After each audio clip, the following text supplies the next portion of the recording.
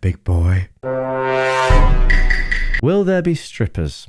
Asks Pekka Paputi.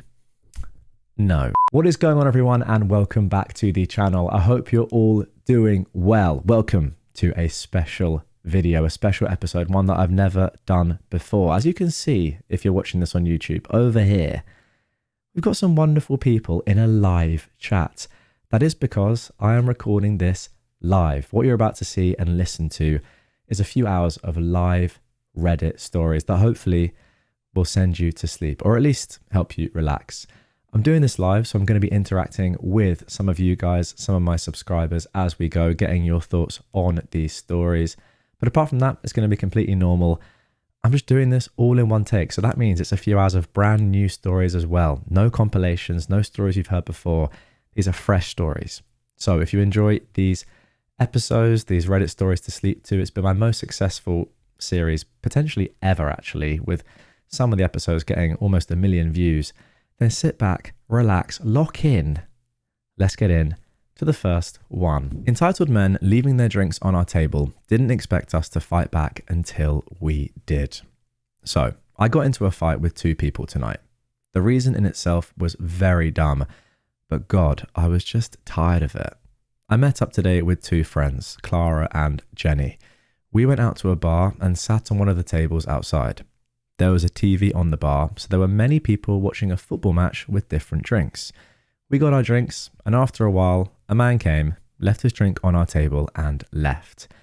We looked at each other, like, what the heck? The bar is literally 5 feet apart, and there weren't even that many people. He could have easily put his glass there instead of on our table, but whatever. We kept talking and drinking, and after a while, there was another man who left his finished drink at our table. I can leave this here, right? He asked. He didn't even wait for our answer and left. Again, what the heck? We were annoyed, but whatever.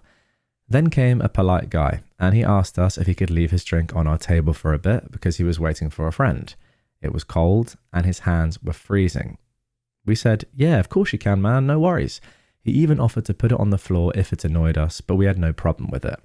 Gave the drink to his friend, thanked us, then they left. And after a while, another drink was left on our table. The guy didn't even look at us, he just put it there, and it was obvious it wasn't finished. So I had enough. It may seem petty, but you aren't sitting on this table, therefore you can't really use it. If he'd asked us if he could leave it there for a moment like the previous guy, we would have had no problem, but he didn't. Rude. So I took the drink, got up, walked towards him, and offered it to him. Excuse me, this is yours, I said. He replied, what the?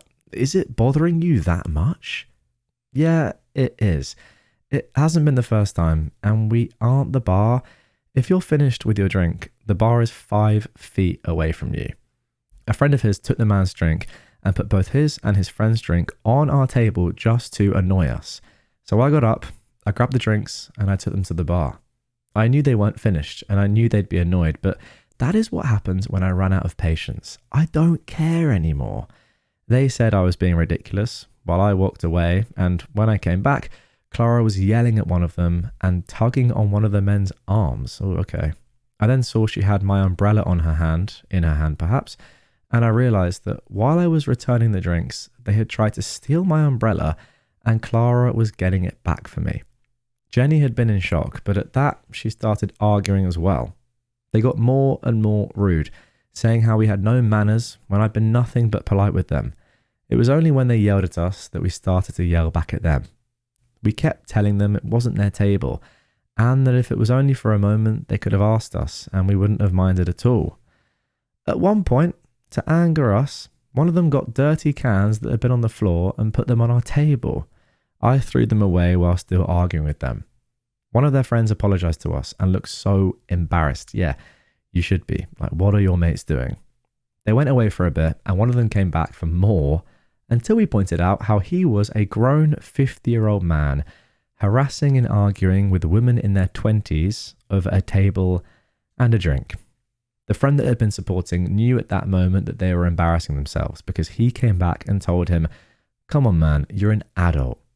If you want to watch the football match on the TV, then fine. And if you want to get a drink and there aren't any tables left, that's a you problem. If they'd asked like the third polite guy, we wouldn't have minded. But instead, they blew it up because that's how drunk and bored they were. There were even people on our side telling them to leave us alone. I feel a bit silly now that I have a more clear head for how I behaved. But God, I was just so tired of people using our table as if it was theirs at that moment. I never insulted them, by the way. When I say I screamed at them, I mean that I kept remarking how it was our table and to leave us alone. And there we go. That is the end of story 1. OP has left an edit, which I'll get into though. Edit. I'm seeing a lot of comments saying the staff should have done something or wondering why we didn't tell them. First of all, in my country, there aren't bouncers at bars. They are at discos. The concept of drinking here is very different to the American one. In my country, it's very normal to see parents drinking peacefully at a bar while their children play on a nearby park, or for their children to join them and have a soda or a non-alcoholic drink. It's normal for people to be at a bar with friends at 11 a.m. on a Saturday and having a drink with them. Secondly, most people who were outside drinking would go to the bar, get the drink, pay for it, then leave and drink it outside. Finally, it was busier inside than outside, and there weren't many workers, and the ones who were working were doing everything at once, with some of them acting as both waiters and bartenders. It wasn't very crowded, but there was still a lot of people they had to take care of. They probably didn't even see or hear what was going on outside due to how many people were inside. They were just two drunk, idiotic men, and we were able to handle them. It all happened pretty fast anyways. Second edit and final edit. I've seen some people say that it's a public table. We weren't at the long bar table where people usually leave their drinks so that the bartenders can get them from the other side to clean them. We were outside at a small square table, and said table had 4 chairs for people to sit down on. Imagine you go to a restaurant to have lunch with your family. You get served your first plate, and a stranger suddenly puts his drink on your table. That is the kind of table we were on, but smaller. And there we go. That is the end of the first story of this episode, and that gets an upvote from me. Now I want to hear your guys' thoughts in the comments below, but also live right now. What do you think? What do you think of these people? Somebody said in the comments of my episode live, Techie Harkfuck, I hope I'm pronouncing that correctly. It sounds a little bit rude, but you know what I mean. One thing I like to use in life: never assume things about someone else in public. It usually doesn't end well. And this dude saw firsthand why that is the case. Yeah, it's just annoying. Like, I don't know. It's not necessarily even entitled in my opinion. It's just like being annoying for the sake of being annoying. I don't really know what they're gaining from doing this, but you do see this quite often. It is like, it's very weird and creepy when it happens out and about. It's like older guys, like much older guys, just after they have a few beers or whatever, they just become super weird with young girls in particular. I don't know what the reason for that is. It's just strange. I don't like it. I think it's pretty disgusting. Like, I don't really know what benefit you have from putting your glass on a table and not putting it just at the bar. I suppose like you don't want to hold it, but what's wrong with just holding your glass for a bit? Like, I would just be standing there holding my glass. I wouldn't put it down, just drink out of it. Yeah, Isabel sums it up pretty well. It's annoying, not worth reacting. People will do it more. That's probably the case. I mean, is it that bad having someone just leave their drink on your table? Probably not, you could say. So there you go. I have a feeling that they were just trying to make things faster by forcing someone else to get rid of their drinks or something. I don't quite know. It's hard to predict. Yeah, that's probably true.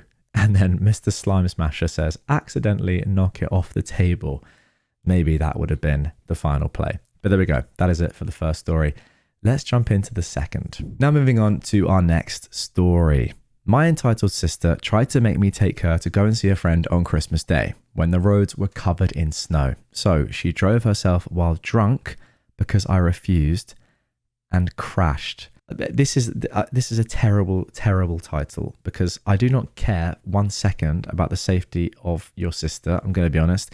If someone is dumb enough to do that, genuinely, they deserve to die. As morbid as that might sound, that is honestly what I think. The people's lives that she's putting in danger by doing this, it's actually disgusting. It's one of the most selfish things you can possibly do, driving under the influence. You just don't know what effect it might have on other people. So I genuinely think that driving under the influence, even if you're not involved in like an injury or like if it's just a tiny crash, should have much more severe punishments than it does. Anyway, let's get into the story. My sister and I used to be neighbours, so to speak. I live in a sub-building rented from my parents, and she lived in a fifth-wheel trailer with her kids next to it. On Christmas Day, about 3 years ago, she and her visiting ex-husband, along with their kids, were outside having fun in the snow. I went outside to hang out with them, and at a random point, my sister suddenly asked me to later take her to meet a friend of hers because they were alone with no family at Christmas. I didn't want to do this because not only did I not know this person, but I know my sister well. If I were to have been her ride, I'd have been stuck waiting there for hours.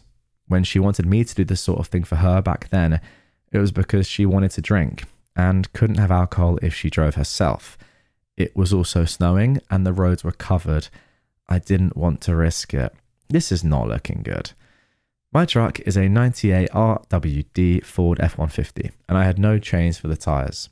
It's a heavy steel beast that could slip off the road very easily. I tend to call it a brick with wheels.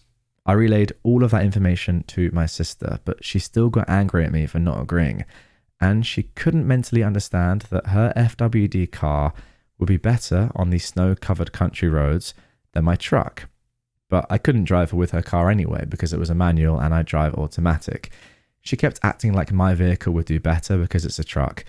I explained that if it was a 4x4, then yeah, but it's a rear-wheel drive as opposed to a front-wheel drive, which means it's both heavy and it's got no front power to help keep traction on the road. So it would slip and slide and likely wouldn't even be able to make it back up the hill. Her car was smaller, lighter, she had chains and traction control. I also have very little experience driving on icy and snowy roads. She basically scoffed and walked away, and I hoped she'd let it go. But she didn't. After having fun in the snow, we went over to our parents' house and celebrated Christmas Day. My sister didn't speak of wanting me to drive her to see that guy I don't know while in front of our parents because she knew they'd tell her to leave me alone. But I got an occasional dirty look from her if we made eye contact. And when our parents weren't in earshot, she'd make a jab at me about how she'd do something like that for me if I needed it, and I should be doing it for her. But I didn't relent. My sister started drinking, probably in the hopes that she could try and guilt me by saying she was too inebriated to drive. But I didn't relent. As she drank more, her glares towards me kept getting nastier. That's what she used to do to get her away from me. She'd act increasingly bitter and treat me like the bad guy until I caved. Not that time. Anything related to vehicle danger, I have a pretty shiny spine about. So I just let her glare at me. By the time the party was almost over, she'd obviously realized her spite gambit didn't work. So she hopped her drunk self into her car and took off, even though she was drunk and shouldn't have been driving. She'd gotten a DUI a couple of years prior, so she knew better. She just didn't care. Thankfully, her ex took their kids to his house for a few days, so I wasn't worried about my nephews. I told my parents what my sister had tried to make me do, and they were pretty angry about it too, and they backed me up on my decision to say no. Not only because the roads were treacherous, but because it really wasn't fair to me to keep driving her places just so that she could get drunk. If she really had so much pity for this guy to visit him for a couple of hours at Christmas, she could have done it sober. As I said before, I didn't know this guy she wanted to visit, and my sister just wanted an excuse to go and drink with a friend. And if I'd taken her, I'd have just been waiting around for her for hours. My sister has no sense of being on someone else's time, especially when she drinks. Time to go means almost nothing to her. She could almost never stick to a deadline if alcohol was involved. I'm so glad I don't have to deal with her anymore. She's not dead, is she? She's not. This is all in the past, but maybe it's in the past because, yeah, you don't have to deal with her anymore. Later on, I was taking a nap when I was woken up to what sounded like my sister's car alarm. I looked out of the window and I saw a large truck I didn't recognize leaving her driveway. I went over and I knocked on her door to ask what was going on. She was particularly moody, and I doubt she was able to drink for the hours she was away, with what I learned later. I asked her whose truck I saw, and she angrily told me it was her lonely friend that I didn't take her to see, and he drove home behind her to make sure she didn't crash. I asked if the roads were really that bad, and she confirmed they were. I said that was a good thing that I didn't try to drive my truck on them then.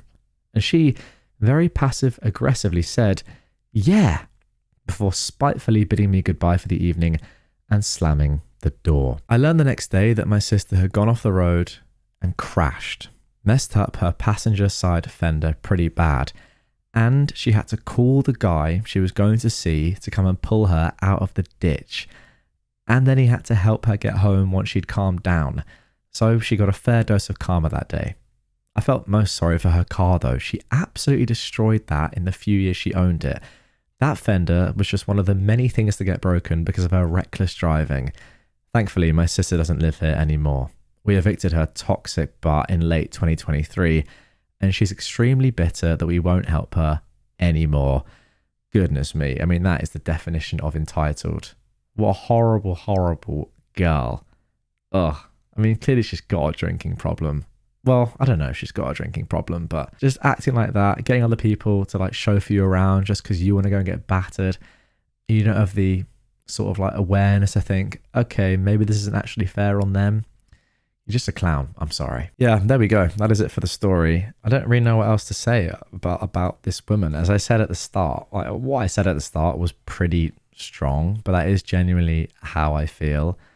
Guys, get your comments in. If you're watching live, if you're watching this after it's been posted already, what do you think about this sister just doing this? I mean, I do think people that do this are just like the most self-obsessed you can possibly get. Even like without the driving drunk stuff. Can you not just order an Uber? Just if you want to do this yourself and take loads of time, have a drink, get really drunk, that is so fine. As long as it's only affecting you and the people that you're doing that with. If you're asking other people to come with you in the knowledge that they're going to want to leave and you're just going to be like, no, I'm staying and drinking loads, and then forcing them to wait for you to finish, then putting other people in danger, like asking OP to drive their car when they don't feel comfortable doing it is actually mental just so you can go get a drink. There we go. Title summed it up, to be honest, says George in the live chat. I completely agree. I can't think of much to say. This is one of those stories that leaves me speechless. I think she's terrible and narcissistic. And then Isabel says, selfish people. I couldn't agree more. Let's see what the comments are saying. Someone says, I wish people would see this as karma when things happen to them. Instead, she probably blames you for the crash because she wanted you to drive her. Sigh. I think that's right. I think that summed it up pretty well, to be honest. She's like, oh, why didn't you just drive me? This would never have happened. Rather than looking at herself and thinking, what could have happened if I got a little bit more unlucky? Maybe she's one of those people that's going to need something serious to happen to her for her to ever learn. But I hope that she doesn't have to get into a serious accident for her to understand that. But I fear that she actually might have to. Okay, let's get into our third entitled people story, and then we'll move on to something a little bit different. Entitled mum wants victim charged after her son sends victim's private pictures around school. Wow, what a title. I am an attorney, and a few years ago, I prosecuted juvenile delinquency cases at the district attorney office in my state. The sheer number of awful parents I encountered was depressing, but not at all surprising. The deadbeats were frustrating and depressing, but the entitled ones were infuriating. So let me preface all of this with something you need to understand to do that job.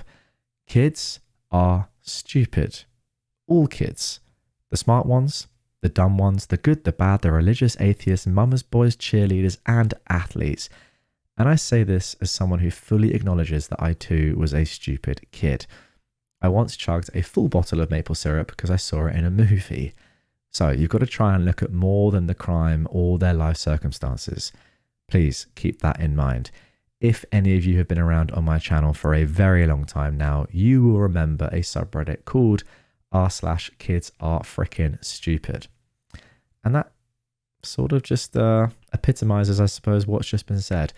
Some of the stuff I saw on there, I'm still scarred by today. Can't quite believe what I saw. But anyway, let's go into this, knowing that kids are dumb. We already knew that, but thank you, OP, for letting us know even more. The bane of my existence in that job, Snapchat, because the send nudes culture hits kids right around that 14 to 16 range. And I'm sure by now you all know why having a 15-year-old girl send you a nude is problematic. And of course, they have to show their friends or send it to others after breaking up. Yeah, I mean, I know that is sort of the culture. It's pretty ridiculous, but yeah, crazy. Well, instead of charging these kids for possessing and distributing CP, I found a statute pertaining to the unauthorized distribution of electronic property and charged that because it technically fit the elements and would keep the kid off of the sex offender registry if they moved. The goal was to teach a lesson, hold kids accountable, and make sure they understood that next time I could do it differently. The victims and their parents were also pretty much on board because there were actual consequences, juvenile probation. Plus, I always included the opportunity for the victim to talk about how it affected them in court and required the offending kid to sincerely apologize. Parents of the offending kid were always on board, except for one entitled mother who stopped me after court one day with her son to ask me questions. Here we go. She said, "You're treating my son, who was 15, like a criminal when he's just a kid."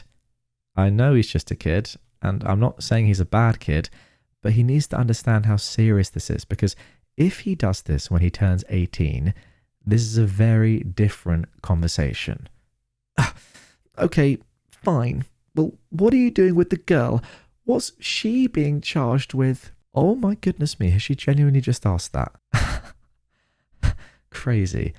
Excuse me? I replied. Well, she did the same thing my son did, right? Why isn't she being charged with anything? Because we don't charge and punish victims of crimes. Imagine that was how it worked. Not only the perpetrator got sentenced, but also the victim. Get stabbed and die? Well, the murderer is in prison for life, and your dead body is as well. Super tough, but that's the way it goes apparently, according to this entitled mum. She then huffs again. Well, I don't think she should get off scot-free because she's the one who sent my son the pics that got him in trouble. She's just as guilty as anyone, and she started all of this. So because she sent the pictures, she should get in trouble? No, I am just trying not to yell right outside a courtroom at this point. Okay, well, your son sent the pictures to his friends after they broke up, and they made their way around the entire school, and this girl has had to suffer through that and everything that comes along with it. How did your son come to you when she sent him the pics and told you about how her sending him nude pictures offended his delicate sensibilities? I would have happily treated him like the victim of something and made sure the young lady knew how serious sending nude pictures to underage kids was. That's a good point. I mean, you still can't do that, but yes, in this situation, let's be honest with the context, she's obviously not the victim here. But he didn't do that, and we both know why. And the second he decided to take those pictures and send them to everyone, he victimized this young lady. However, if you think she should be held accountable for her actions because what she did was technically a crime, I'm happy to listen. Of course, I'd then have to take a more literal view of what everyone did here. That would likely result in me charging your son with possession and distribution of CP to make sure I held everyone to the same standard of culpability, and you're free to cut. At this point, the kid's attorney said sorry and whisked them both away, and he ended up pleading at the next hearing and offered a tearful apology once he heard in open court how much he hurt his former girlfriend.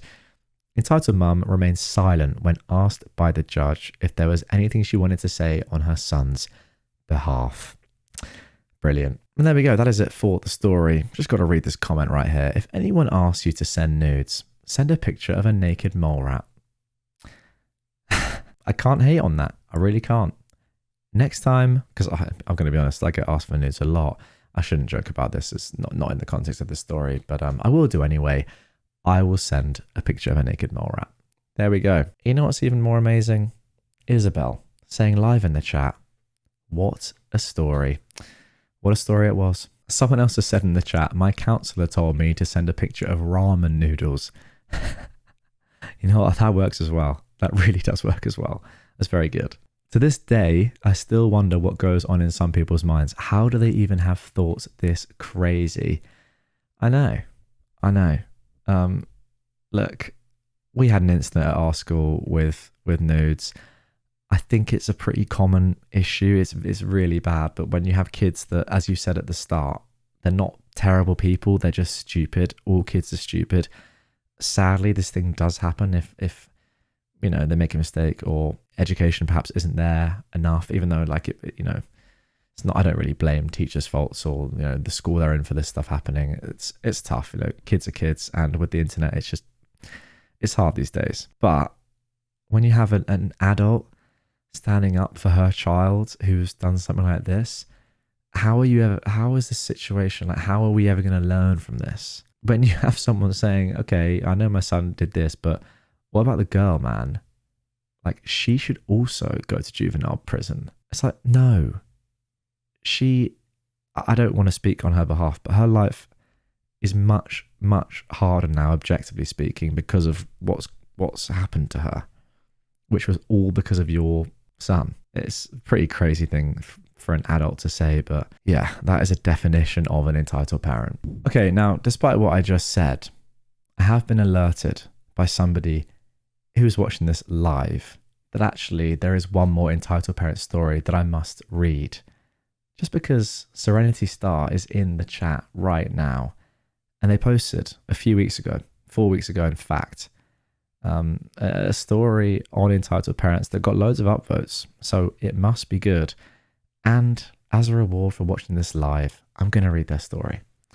If you want your story to be read in future, then I guess you've got to be subscribed to the channel with notifications on so you never miss one of these live streams. I don't know how regular they're going to be. I'd be lying if I said I knew that. But when I feel like it, like today, it's going to be done. And Serenity Star is saying hi to YouTube because I'm about to read their story. How about this for a title? And also, there is an update to come for this one as well, which is you know me, you know I love an update. Ex-stepmom feels entitled to a relationship with me after 6 years of no contact and ruining my childhood after she got in trouble with a preacher for lying. Update here says it's not good news. So there we go.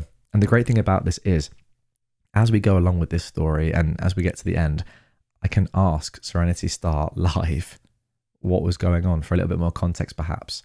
I think this is the first time ever on the history of my channel I've read a story with the person's story watching me and listening to me read it. So it's a privilege. YouTube lurker first time poster. I would like to thank Reddit tubers like the Click MK, Redditor, there we go, finally a good one. Dark Fluff and Vincy. You could have just said Redditor there, okay? No need to include all those other clowns. Obviously I jest, they're all actually phenomenal YouTubers. But there we go. 4, giving me the strength to get this off my chest. But after several years, I was advised to finally tell this story to people that aren't in my small town and know this absolutely entitled Dumbo. Obligatory, this happened years ago, but still followed me for ages afterwards. Okay, I am a 24-year-old woman and I am a child of divorce. My biological parents split when I was 4 years old. I just thought of something that would be really funny. If you deleted your story live and then it was just gone, don't do that. But it would be quite funny. I found you last, to be fair.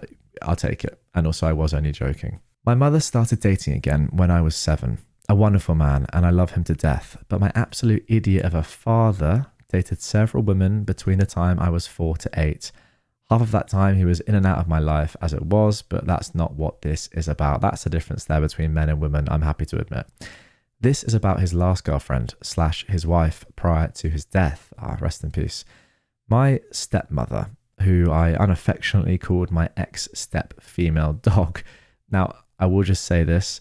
I have a Google sort of extension which swaps swear words, which I've turned on.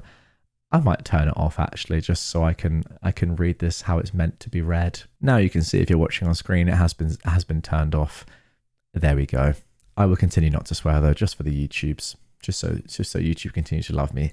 Anyway, I unaffectionately call my ex-step, SB for short, you can probably guess what that is if you're listening, walked into my life after she met my dad while she was in a women's rehab group in my hometown, where my dad and his Christian rock band played. Very Bible Belt area of the southern US. I always had an issue with the women/girls that walked into my life because of bullying due to my absolutely insane name that this man gave me as well as his first girlfriend after leaving my mother, abusing me and my little sister when we were very young. Out of interest, is your actual name Serenity or not? I will ask Serenity Star. I presume that your surname isn't Star. If your name actually is Serenity, pretty crazy name, I will say. And I agree, ex-female dog is hilarious. But yeah, I feel like Stepton is a stronger word. Serenity has replied, no, it's much worse. It's much worse. Wow, fair enough. Star is my middle name though. Okay, pretty cool middle name. Much worse, interesting. I won't ask any more questions. Let's get back to your story. Not to mention that the reason he and my mother divorced was because he was constantly on drugs. So I was very, very aware of what her rehab group was for, which made my skepticism even worse. She showed up one day when I was 8.5. I remember because it was summer and my birthday was in January. It was my dad's week, 50-50 custody, and dad was going to take me and my sister to our uncle's house to go swimming. But we were waiting for my step female dog. I still am not entirely sure what to call her. I can't say the female dog word. I'll go with step female dog. It was that day that dad told me and my, at the time, 7-year-old sister that they were dating and had been for 3 months without saying anything to us. For minor context, my dad screamed at my mum for not telling him that she was dating someone. So there were issues in that for me. Yeah, that is very manipulative behavior indeed, and yeah, pretty abusive to be honest. I distinctly remember looking at my dad, then at my step-female dog, then back at dad and her again, until I pointed at her and told my dad, she is going to do something bad. This was the beginning of our dynamic. Some more context here from Serenity Star in the chat. I'm named after 3 video games. Wow. Okay, Final Fantasy, Phantasy Star, and StarCraft. So you decide. That's crazy. There's no way your name is Fantasy. Is it? Surely your first name isn't Fantasy. You don't have to reveal it, but this is just, sorry, your first name is Fantasy. Wow.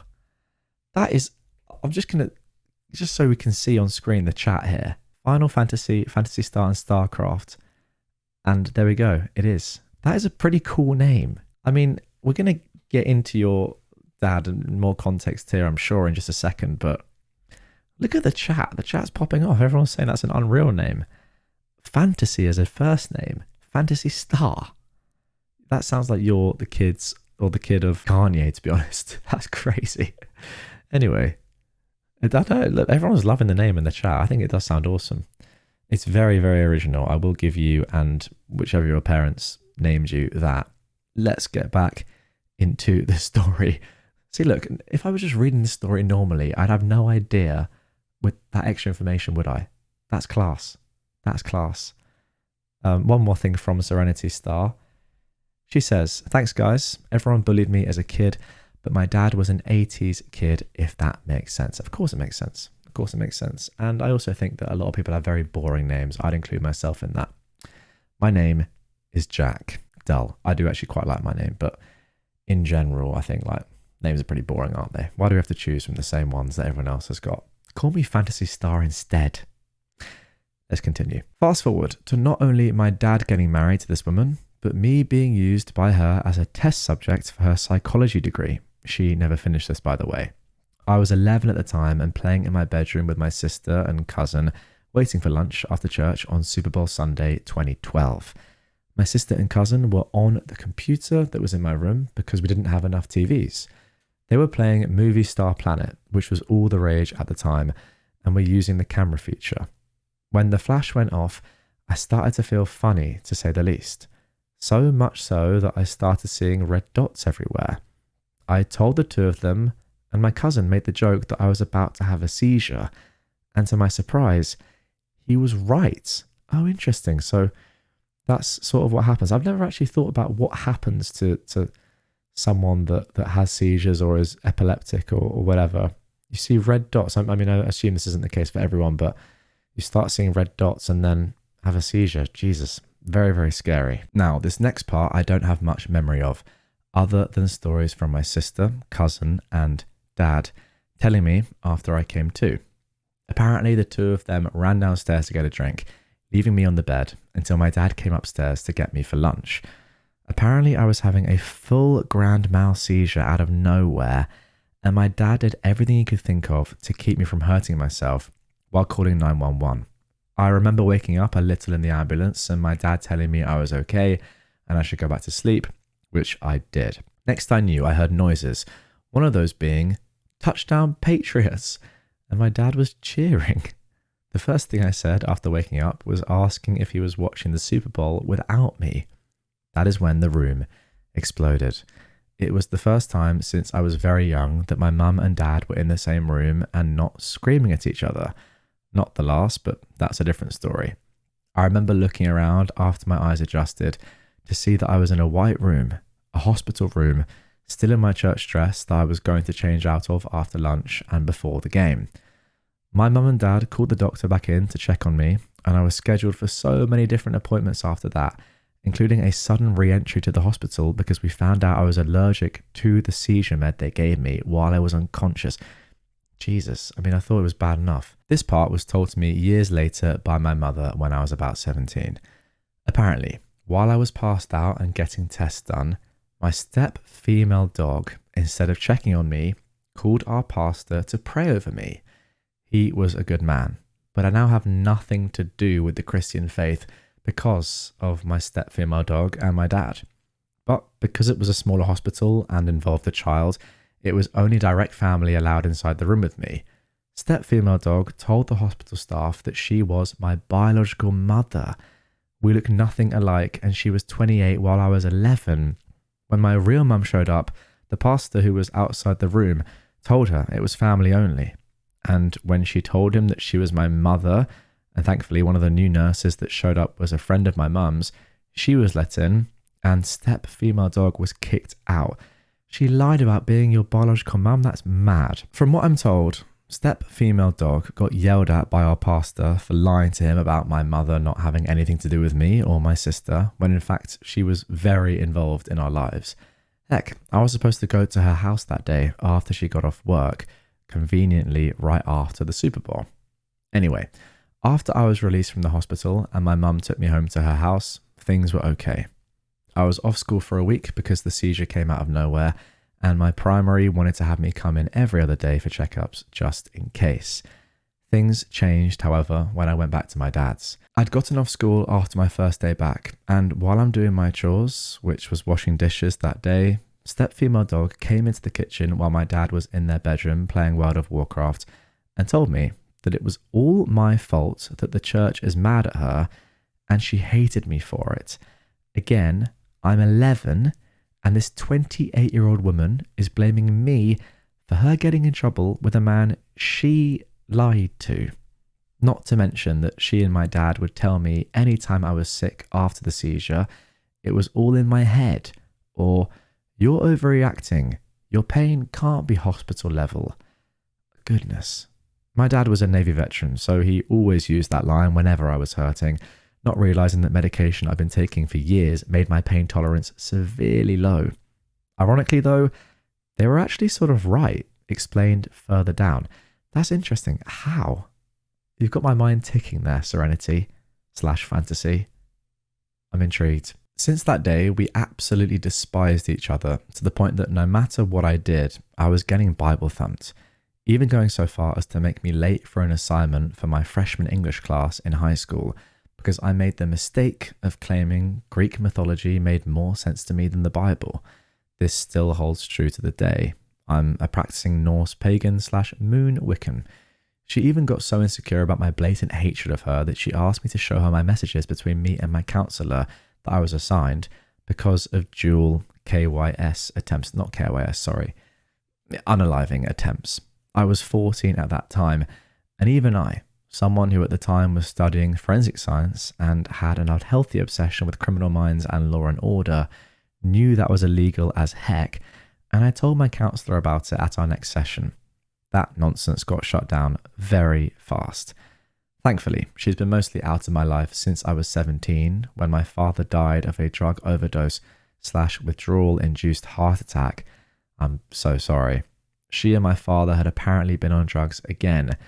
Big shocker. and a personal I told you so on my part, and subjecting me and my sister to the fumes, which made me violently ill for several months, and we didn't know why until Dad passed. Goodness me, I'm not going to ask what drugs or whatever, I can probably work it out, but that is awful. The last time I saw her was 6 months after he died when I turned 18, and I got the one thing of my dad's that I wanted, which was a 12-string electric guitar. Big music family. That is awesome. I did not know that 12-string guitars existed. 12? That must be massive. As in widthways. Crazy.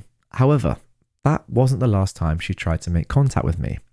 Recently, while I was in college, already stressed out because of more health issues that stemmed from the seizure incident coming up and the sudden death of one of my dad's 4 sons. Oh wow.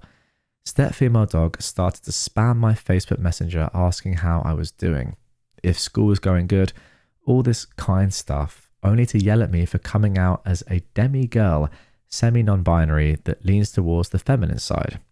I was using they/them at the time, and she called me an abomination, which was strange because I didn't tell her or anyone else about this outside my college friends who were on the other side of the country from where she was, back in my home state. Apparently, my one brother, who still has contact with her for some reason, told her about me asking to be called sibling on our brother's obituary, thinking I still talked to this woman like my sister did occasionally. He was fully aware I hated her with a burning passion, but not exactly why. I'm not close with any of my brothers for various reasons, but that is besides the point. I'm just going to jump in here and say, in comparison to my family, there's a lot of interesting stuff going on here. Not saying that's a good thing, not saying that's a bad thing. My family is probably boring, I would say, in terms of its structure and, not boring. I mean, it's great, but like, there's no drama or anything, which is obviously a good thing. There's not been anything like in the history of our family that's been out of the ordinary, I suppose. So when I'm reading about a family like this and all the crazy stuff that's happening, and I have the person that's the story's about in the chat live with me, my mind is a bit like, oh my goodness me, what is going on here? But yeah, Serenity has said in the chat, I'll just show you guys quickly if you are watching. It was very nice to get all of this off my chest, and now hearing it read is so weird. Hey, you asked for it, and I've got to give the people what they want. I've got to give the people what they want. But yeah, people are giving you some great sort of like encouragement and support in the chat, so I think it's worth it. You're a brave soul. Respect to you. I completely agree. I will just say before we carry on that Jesus is in the chat and has just called me a goat. Does that make me Christian? No. Am I now really considering it? No. My step-female dog was tormenting me over the phone while I was studying for finals before returning home to get medical tests done. Come to find out, I have epilepsy, autism, and a vein malformation in my brain that nobody cared to check after my seizure because the neurologist I saw in my home state at the time was an idiot and claimed I had the seizure due to low blood sugar, which, come to find out, is a massive side effect of the epilepsy and the malformation. I do have a blood sugar issue, but when I seize, it gets dangerously low due to a plethora of other issues, hormone and chemical-wise, in my messed up body. I now have to go to the capital of my home state after dropping out of college because of insurance issues and have a consultation with a neurosurgeon to see if they're going to put me through radiation or just cut the malformation out of my brain. I went to Facebook in order to warn anyone on either side of my family since my epilepsy was genetic, and I'm the first one to have it on either side, as well as update my cousins, who I still have contact with, in that part of the state if they wanted to visit. And unbelievably, my step-female dog freaking commented saying I should go and see her instead.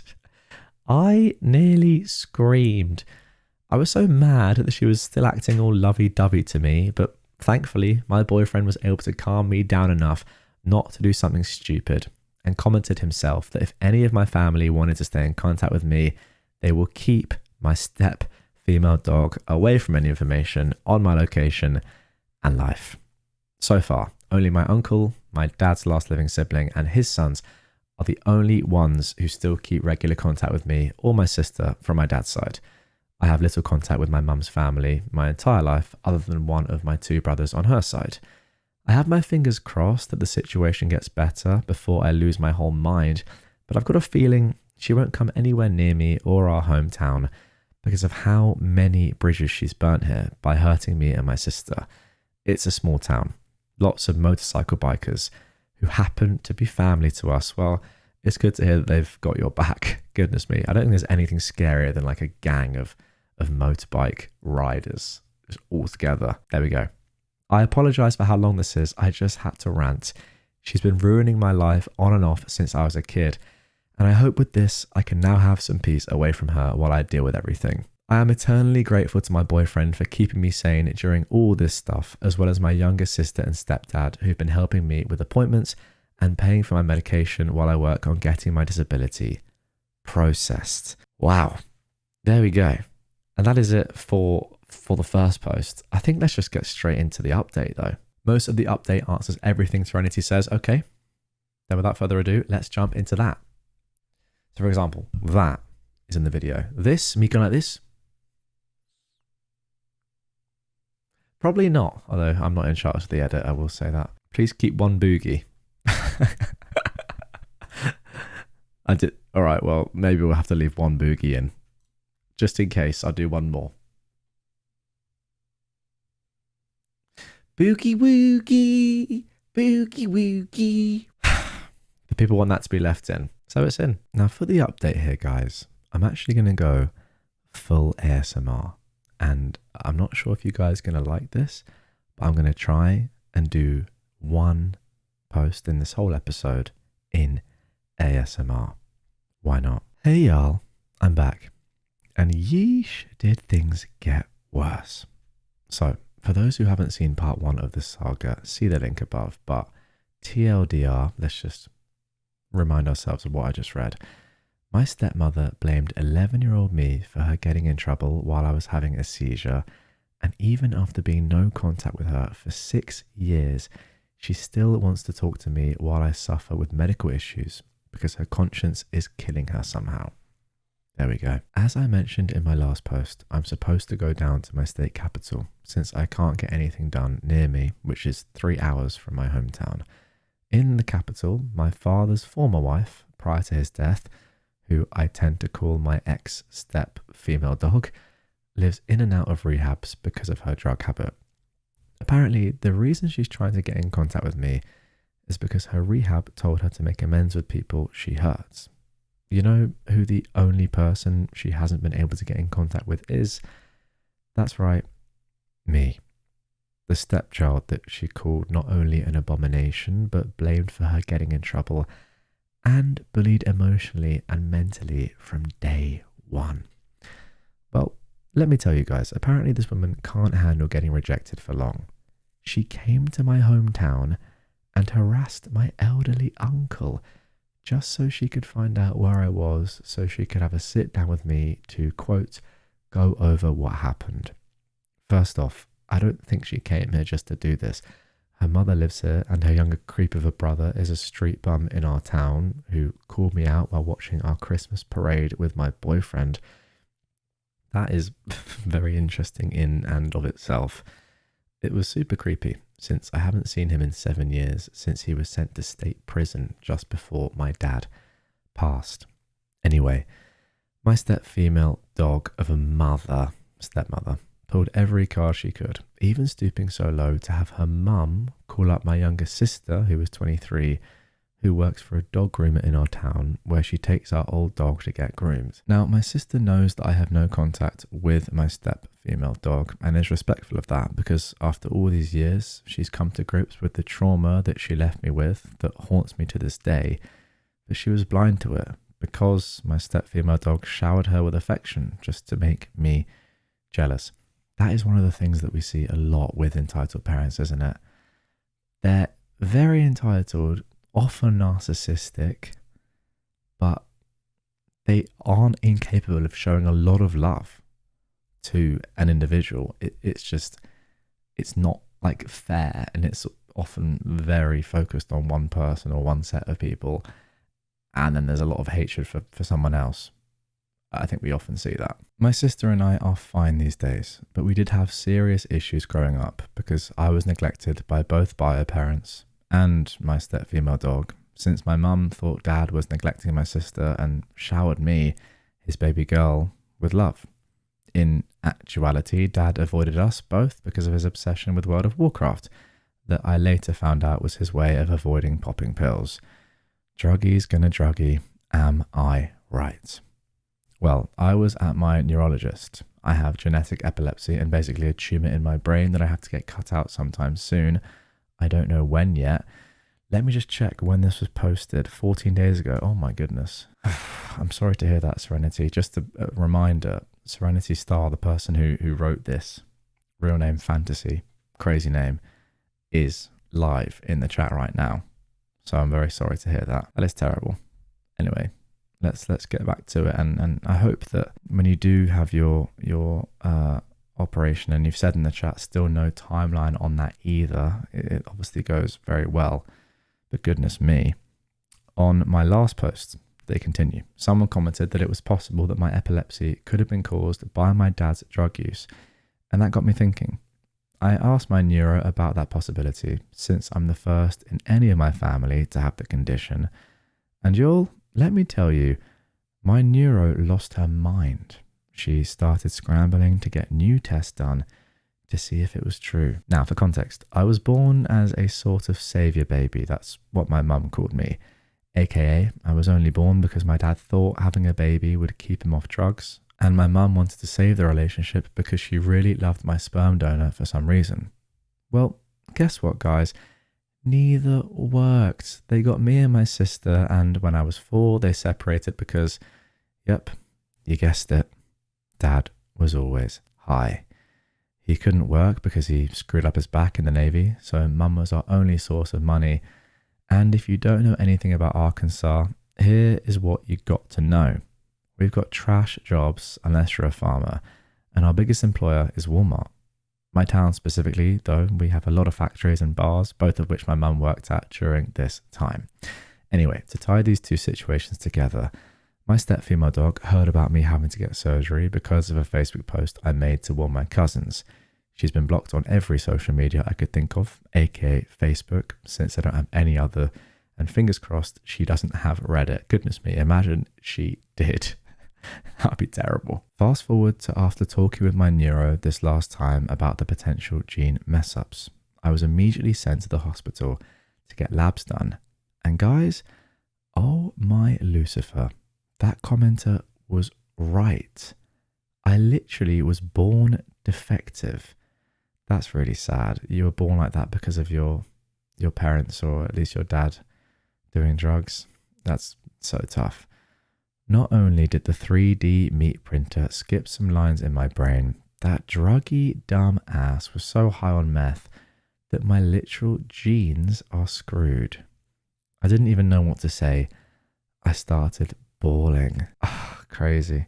I mean, someone in the live stream has said, I can't believe this is your life. It's crazy to me that you're in the chat live now and I'm reading your story and this is what's going on, but unreal. Genuinely unreal. It was so bad that I was legit told that I was better off getting my tubes tied to keep from running the risk of having kids. Thankfully, my boyfriend and I agreed to not have kids to begin with, since with my epilepsy and his family history of it, we didn't want to risk passing it down. Not to mention autism being passed from the mother, and I, a very high-functioning, non-verbal autistic, would more than likely pass it down to any child I had. But like, this kind of thing really screws with you mentally and emotionally. I can't begin to imagine. I had texted my friends over Facebook Messenger about it because I was so upset. One friend legit got so upset on my behalf. She knew my parents, including step-female dog, and was so angry. She has 2 little girls of her own and told me she has no idea how she could survive, knowing that she could risk something like that to her kids. We ended up at a cafe in our town to catch up, because I was really needing a matcha boba tea, and she wanted cupcakes, so it worked out. And guys, I nearly punched a woman in the face that day. Step-female dog was in the cafe. What? This idiot ran up to our table, recognizing my friend, and the second she saw me, She tried to hug me. Hug me. I was having war flashbacks just seeing her. She kept talking, but I couldn't hear her. I just saw her mouth moving until my friend tried to push her away. Guys, I seized on the floor of the cafe. I was so stressed out by just the thought of this female dog that I collapsed. Oh my goodness. I had to go to the ER to make sure I didn't hit my head too hard. I got out that night and have been at my boyfriend's house since. Damn. I'm literally sobbing as I type this, absolutely terrified of leaving the house, knowing that she's in town. I don't know what to do, you guys. My boyfriend's been showering me in cuddles, snacks and matcha, Dr. Pepper, while my friends, including the one who was with me, are constantly checking in on me. And I appreciate it, but I already struggle with going outside as it's with severe agoraphobia, but now I'm so scared to be anywhere in this already godforsaken town. Sorry about this, guys. I just needed to vent. It's so scary for me, and I needed to get it out before I lost my freaking mind. I'm so grateful to Redditor. I think you've misspelled Redditor. Oh no, to be fair, you do say streams. I'm so grateful to the Click on YouTube, keeping me occupied with all his streams lately. They've been really helpful when I can't focus enough to work on my fan fiction or drawings. Well, hey, listen, this is my first stream I've done in a long time, and also this is obviously not about me at all, but that is the end of that story. I feel bad even asking this, but Serenity, the person who wrote this, once again, is watching this and listening to this live. I mean, you did ask me to read it, but like knowing how much it, like, you know, knowing how bad it made you feel, like, or not bad, but like the tears that you had, writing this, and then now you're going through this again, listening to me read it. I don't know if I'd have the strength to do that, to be honest. But if you've got anything else to say in the comments, go ahead. I'll just have a quick look through what the people are saying live in the chat, as you can see on my right here. But yeah, I don't even know what to say either. Debbie says, this is heartbreaking. Good grief. I agree. I'm at a loss for words. The only thing I can say is I'm really sorry that you had to go through all of that. That's about it. I can only really echo those thoughts. I mean, what else can you say? Yeah, what a life. What a life. To be fair, Serenity, you've done so well to like get through all of that, knowing that you are literally have like everything about you. Well, I mean, like you have different, like a different neurological setup because of your dad doing drugs. That's mental. There you go. There we go. A comment. It actually doesn't bother me. Okay, really interesting. I'm really happy to hear someone read it live. All we know is that most of the comments on that post were right. She wasn't in rehab anymore. Damn. I didn't actually think about that, but yeah, there we go. Isabel sums it up. I have no words. I am so sorry. Now, somebody said this on the comments on Reddit, which I really agree with. I hope the knowledge of your condition makes the path forward better for you, and I know that no matter what, you can and will find a way. What a nice thing to say. And I hope that is the case, Serenity. Like, now that you fully know the reason for all your difficulties that you've had and will continue to have, that you can deal with them better, or at least can understand them better, and that will help you in other ways. Doesn't really take away from the fact that your parents, well, your dad is just like, yeah, I mean, obviously you don't talk to him anymore, but Jesus, what a terrible bloke. Okay, so there we go. That is it for the entitled people and parents content of this episode. I did mention we're going to get into some r/best of Redditor updates posts. This is the first one. I just had a quick scan through it with the people that are watching live here, and it looks like it's going to be great. So if you're more a fan of relationship drama than entitled people and entitled parents, lock in. Here we go. How about this for a title? What do I say to my, I am a 45-year-old woman, boyfriend who is 44, who doesn't seem to realize he's just broken up with me? Pretty confusing title, but I think it will all become clear. Mood spoiler, do I click it? Sad, but OP is going to be okay. Okay, let's go for it. This was originally posted on February the 23rd, 2025, so only last month, but there is of course an update to come. I've been dating my boyfriend for about a year. When I met him, he had separated from his wife, and they were going through a divorce, 8 months after separation. I don't usually date men who are only separated, but we just clicked. One thing I've asked from the beginning is whether or not he wants to have more kids, because I'm child-free for medical reasons. He's always said he wasn't bothered either way.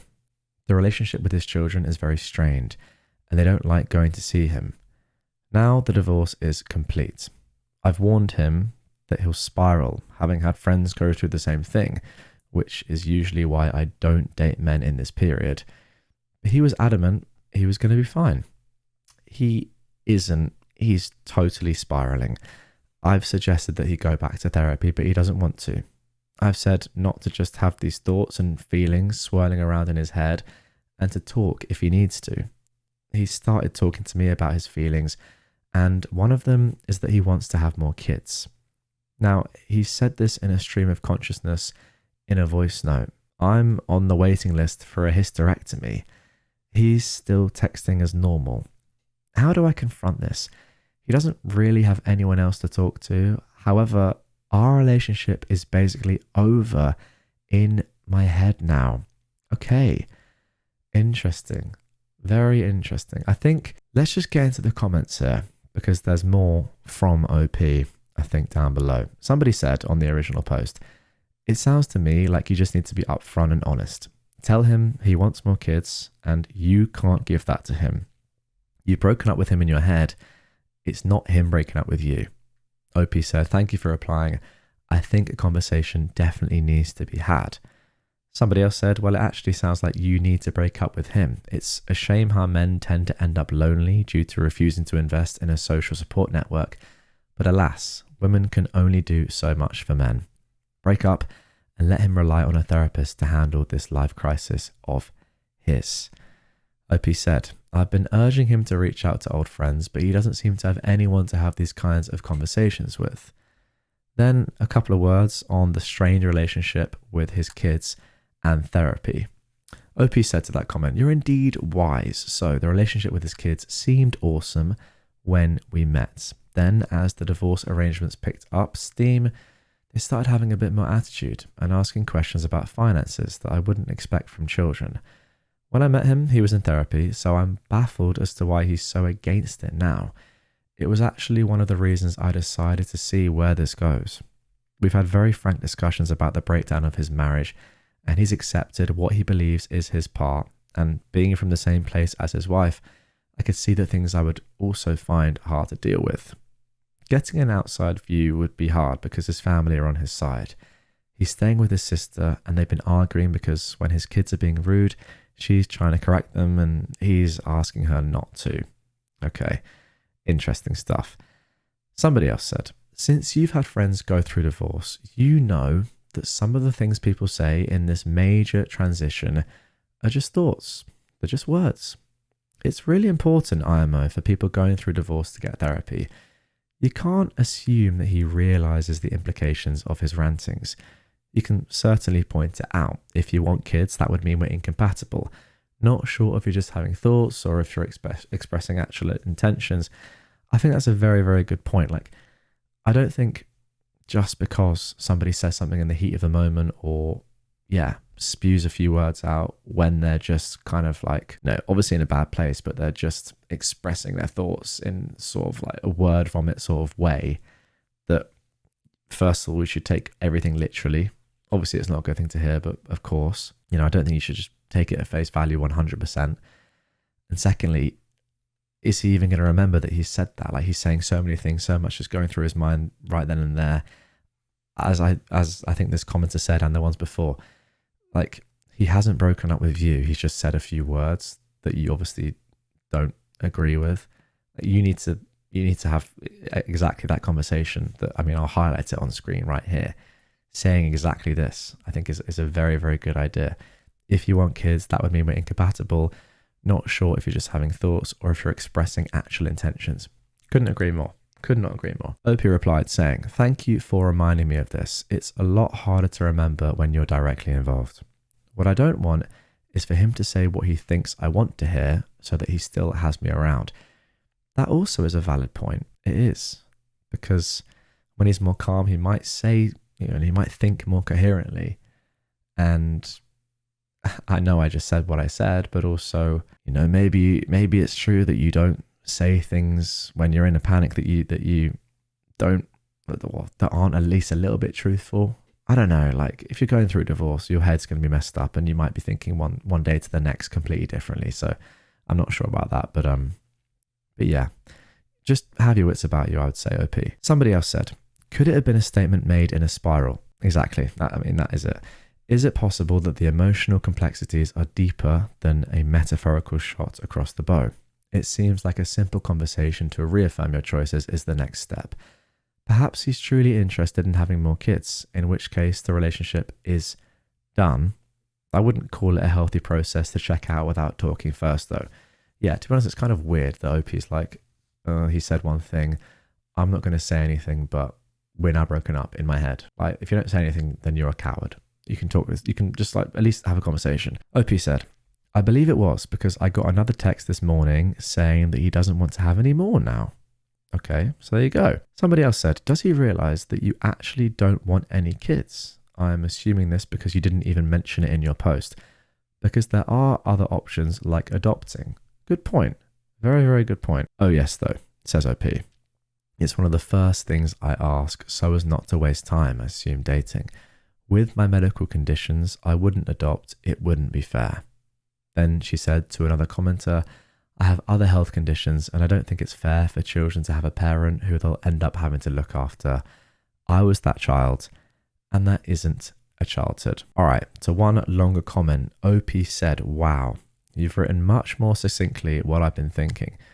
Honestly, up until yesterday, his values aligned with mine. We had very frank and open discussions about the breakdown of his marriage and how he contributed to that. He was in therapy. His visits with his kids were, from his description, great. He always puts them first and ensures he plans something they both enjoy as they both enjoy different things. I've had some health issues and he's taken care of me, challenged me to get up and about again. He's also thoughtful. He's not perfect by any means, but I do enjoy his company. Sounds like he's a good guy. He just said something in the heat of the moment that maybe he doesn't even now stand by or doesn't even believe, doesn't feel. I don't mean this is over by any means. As the divorce arrangements started to get hashed out, his children started asking questions that you wouldn't hear from a child. His ex asked him not to discuss anything with them, but the questions showed they were hearing something from somewhere. When the eldest said he was horrible for just walking out without saying goodbye, he corrected her and said it didn't happen that way. Obviously, they went back and asked their mum because she ripped into him and then didn't let him see them for 3 weeks. Then their attitudes started changing. Now, I'm well aware I'm only hearing one side, but the difference between the visits even up to 6 months ago and now are very stark. There we go. That is it for the original post. Let's see what the people of YouTube are saying live before we get into this update posted a couple of weeks later. Okay, somebody said, I think it might be the late night brain autopilot kicking in. And I will say I am live at 2:10 a.m. in the UK here. So, I mean, I'm catering for everyone here. This really is a live sleep stream, but I'm speechless once again. If you want kids and the other person doesn't, usually not compatible. I agree with that. I really do. And interestingly, I'm going to mention my uncle here because I think a similar thing happened with him. His ex, my aunt, or my ex-aunt, I suppose, what do you even call her? I don't know. They were together for a long time. They broke up, and she didn't want kids. And I think he did want kids, but I think he was sort of like, I'm speaking for him here, and I don't know this for sure, but I'm pretty sure he probably in his heart of heart wanted kids, but was happy enough, I suppose, or content to be like, okay, well, my wife doesn't want kids, so we're not going to have kids. That's fine. Like, I like her enough, love her enough to not keep pressing about having kids or whatever. And I don't know this for sure. I'm just guessing. However, they broke up, and very quickly he met someone else who was my new aunt, and they have twins. So, all right. Felix in chat has said, I personally think that she should talk to him more about her values when it comes to children, and that she shouldn't just keep all her feelings built up. Yeah, I agree, Felix. I think it was actually kind of ridiculous what OP was saying like saying, oh, you said one thing that I don't like. Okay, well, sorry, not that I don't like, but you know what I mean. It's like one sentence. Oh, in my head now, we're broken up. Do girls act that way? Maybe they do. I don't think guys act that way. I think it's a bit weird. Gaia Bean, is OP willing to parent his old children from a previous relationships? Good question. We've seen that, I mean, that's clearly a very fractious relationship there, in part, of course, due to his ex. It's tough to know. And actually, just looking at the update here, I think we're going to get an answer to that very quickly. Yeah, finally, Howling Eclipse has said, I've seen people who sacrifice the want or not want for kids. I've seen it build up resentment and unhappiness. And yeah, and I'm not sure with my uncle, like, I've not actually spoken to him about that ever, but maybe he was unhappy, maybe he wasn't, I don't know. I don't know how big a thing kids was for him, but he has two now. So good for him, I say, and good for them. And let's get into the update live. Thanks for the answers. I replied to as many as I could, but eventually it got a bit repetitive. All right, fair enough. To those who never saw my replies and have the same questions, his kids were happy to see him when we met, but as the divorce became more acrimonious, they started to say things that, in my mind, children wouldn't typically say. If he had said anything about his children not wanting to see him when we first started dating, that would have been a red flag for me. Okay, so I guess OP is implying that his ex was putting stuff in their kids' minds.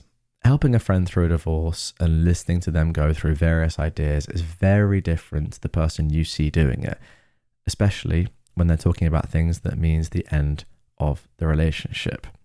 Anyway, on to the update. We met up and I asked him if he was aware that he said he thinks he wants to have more kids. He said, yeah, it's a possibility. I said, you're aware that I'm on the waiting list for a hysterectomy, right? He said, yes. I said, so you're aware that this essentially means we're over? He said, it doesn't have to mean that. We can continue to see each other until I make up my mind. Whoa, that's a crazy thing to say. People, I nearly fell off my chair. I stared at him and I realized that he actually never knew me at all. Anyone who knows me knows I would never put up with this foolishness. I did not expect him to say that. I actually laughed and I said, you want me to continue to see you while you decide whether or not you want kids? And then if you do, I should just meekly walk away? Does that sound like that's fair? He said no, but he loves being with me and doesn't want to lose me. I told him I was lost the minute he told me he might want more kids. I said I appreciate him telling me the truth, but the consequence of that means we're over. I told him what I'd have told a friend. Sort out your relationship with the children you have before making new ones. And I gave him a book on that subject. That's the ultimate disrespect.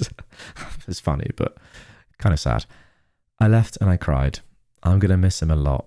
He's been texting, but I may block him soon. Dang. That's tough. I kind of feel a little bit conned by the mood spoiler. Like, did the mood spoiler not say sad, but OP will be okay? I thought they'd stay together. Like, after the original post, I was thinking, well, they'll be fine. They'll stay together. Just have to work a few things out, and that's OP being okay. But actually, no. Doesn't really sound okay, does it? Yeah, I agree. Gaia Bean, I'm glad she was able to stand up for herself, but I was expecting the solution, the conclusion there to be a little bit more positive for OP, rather than this guy was also just secretly an idiot. What is it with all these people that are just like dumb? And why are they so good at hiding their true selves? I don't get it. I would like to think that I could see through someone like this and be like, quite early on, like clock that they do actually want kids and they're just lying to themselves and to me. Obviously, I have no idea if that's true or not, if I could do that, but I agree, like pretty sad ending, says Winsler. Yeah, 100%. Felix says, I'm glad that she was able to stand up for herself. It's not the outcome I was expecting, but I hope that she's all right. And I think that is the conclusion of this one. Like, that's all you can really take from it. Here we go then. How about this for a title? My boyfriend said I am the, quote, prettiest when I shut up in front of his friends. Goodness me. This was originally posted to r/AmIOverreacting on March the 9th, 2025. Damn. I mean, that's some title. right, how I just want to see how this boyfriend is going to get out of this one, because if that was me and I said that, I'm done. Relationship is over. I know that for a fact. My boyfriend, who is 25, and I, a 22-year-old woman, were invited to a birthday party of his friend. The people at this event were all close friends of his from his contract job, and I barely know these people. Everything was going fine, and my boyfriend was clearly having a great time. But at some point, I was telling a story from my school days when my boyfriend interrupted and said, "You know, OP is prettiest when she shuts up." Everyone laughed, and my boyfriend just kept going, saying, "You guys don't know what I go through.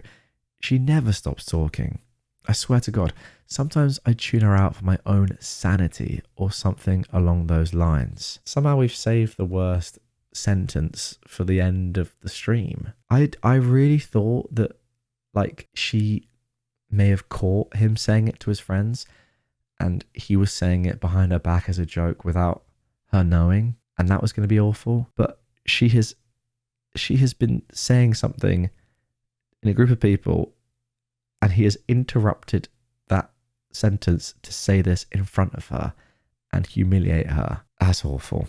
I'm usually really introverted, continues OP, but when I warm up to someone, I'm the type to talk a lot. So when he said these words, I felt so embarrassed and humiliated, especially since he said it so casually in front of people I don't even know. Damn. I tried to brush it off, but I got quiet after that. Later, after the party was over, I told him how hurtful his comment was. He rolled his eyes and said I was being too sensitive and that it was just a joke and I was making a big deal out of nothing. He said I embarrassed him by acting cold for the rest of the night and that I should learn to take a joke. He also told me if I couldn't learn to lighten up, maybe I shouldn't come to events with his friends anymore, even though he was the one who asked me to come in the first place. I feel so awful and confused. Am I in the wrong for getting upset and killing the vibe? No, obviously you're not. I mean, what the heck? Even if you were in a group of people with your girlfriend who, like, she was best friends with and you were best friends with, even then I would be a little bit cautious about making that joke. It probably would be quite funny. I mean, it depends on the humor between you two and your group of friends in general. But like, I would be very reticent to even try and make a joke like that, even if she really was going on and on and on. Like, that wasn't, the tone of that was awful. But it's in front of like a new group of people, and I'm sure he knows that you are introverted and yeah, like, find it difficult to chat to new people, but then you warm up to them and you're having a great time and you speak a lot. Yeah, he's done that. He knows how that's going to affect you. And then he's not even apologized for it. And he's saying, actually, no, you ruined my night and you should take a joke. Absolutely crazy. I think, yeah, up here, it's just gone off the screen. I'll just get back to it. But this right here from Ali, gaslighter. Exactly that. Exactly that. It's a terrible thing. Matty says, on one hand, that was awful of him to say, but on the other hand, I aspire to be attractive enough to be told to just sit there and look pretty. Yes, not really the point at all, but I get what you mean. There we go. She's not overacting at all. He is terrible. I completely agree. He invited her out to impress his friends by being awful to her. Yeah, that's the thing. Maybe he knew that he was just going to belittle her and make her the brunt of his jokes to his friends. It does kind of sound like that. Also, why are they laughing? Maybe they're laughing awkwardly, but they shouldn't be laughing at all. It's crazy. Howling Eclipse says, it's heartbreaking, this stuff. I never understand how someone can be in a relationship, say they love someone and care, but then treat their partners so badly or cheat. I just don't get it. I just don't get it as well. Let's see what the people of Reddit were saying to this, because you can see from the live chat right here. I mean, the people listening to this live are not happy. Shame on him. He put her down. This chips away at confidence, even if he is the douche nozzle. Yeah, I completely agree. I completely agree. George has said, I feel like this is the situation we have here, though, in the live stream. We get to sit here and look pretty, while Jack gets to bust his balls and read Reddit. I don't know about that. How can a person be like this in the first place? I don't know. Friends matter when dating. If you can't get along with friends, it's over, at least for my standards. I do partly agree with that for sure. I think your friends and how they get on with your girlfriend and vice versa is very, very important. Dump him. Maybe that's the answer. Okay, good stuff, guys. Very good from you. Very good. You see that? I was gonna go straight back to Reddit there, but I had to keep reading your comments because they were good. Now I will go back because we must move on. Anyway, let's have a look at some comments on Reddit. Someone said, "You're not overreacting. Your boyfriend straight up doesn't like you. If he feels so emboldened to insult you in front of his friends, this behavior will only get worse.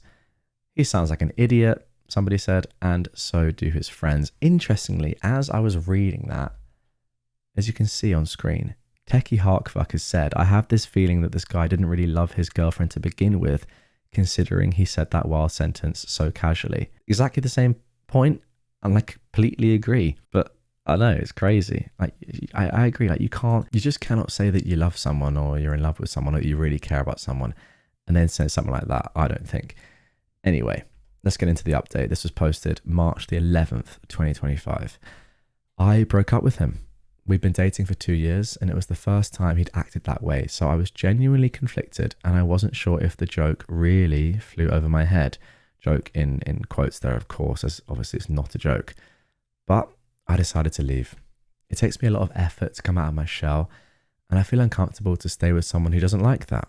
My self-esteem is usually really low, but this time I spoke up for myself once in a long time. We broke up over text.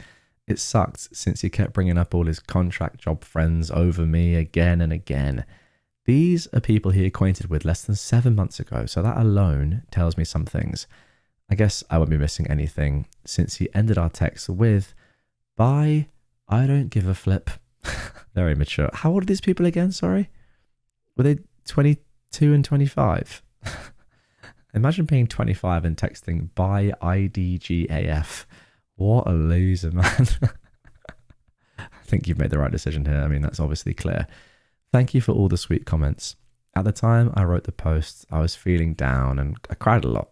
I'm a bit sensitive, so I actually teared up reading some comments. Thanks again. I hope everyone has a nice day. Let's get into some final comments here. Proud of you, girl. Go and get yourself some food and flowers. Enjoy a movie. Self-care and happiness is best. I completely agree. I foresee him begging you for forgiveness in the near future when he realizes his work friends don't really give a frick about him long term. I agree with that as well. There we go. That is it for this story. Let's round off this episode. This, I suppose, movie you can call it, this extended live stream, which if you are watching this live, you will know, or if you're watching this back live, I've been live now for over 2 hours and 40 minutes. So if you're not here right now, you're missing out. Subscribe to catch the next one. It's been a journey. But anyway, let's round things off by seeing what the live chat has to say. Bro is acting like a child, even though he's a grown man. He deserved that. D-head personified. You're right, Winslet. You're right. Word Nerd said, learning that it's okay to leave a bad situation at 22 is going to save her a lot of trouble in life. That's a great point, actually. Like, there wasn't really any messing about there. The first 5 words of the update were, "I broke up with him." Like, it's obvious to us that that's the right decision, but it's hard when you're in that situation. So the original post there was March the 9th, 2025. So it didn't take her long to read through the comments, in which obviously everyone was like, this guy's an idiot. 2 days later, it's done. 2 years of dating, done. There we go. I'd be so petty about it. I'm dumping you over text since you hate the sound of my voice so much. That's clever, Matty. That really is clever. That really is. Yeah, I'm gonna take note of this final comment here. You gotta take care of yourself, Redditor. Thankfully, finally, someone is looking out for me. Get some sleep. Thank you for the content. That's gonna do it for this one. First of all, to all of you guys watching live, and thank you to so many of you for actually showing up, because I did not say I was going to do this anywhere, and hundreds of you have come and watched this, so appreciate it, and left all the likes and everything. Thank you. I will do this again because I've really enjoyed it. Secondly, to all of you who have watched this live stream back, thank you for listening to it. Thirdly, to all of you who have watched this normal video, one last time, in case you didn't realize, I recorded this live and this has now become a video. So if you do want to watch this content, in the future, live, subscribe, turn notifications on. And yeah, that is going to do it for this episode. If you want more sleep content right away, check it out on screen here. Another entire sleep movie. Subscribe to the channel, and I will catch you on the next one.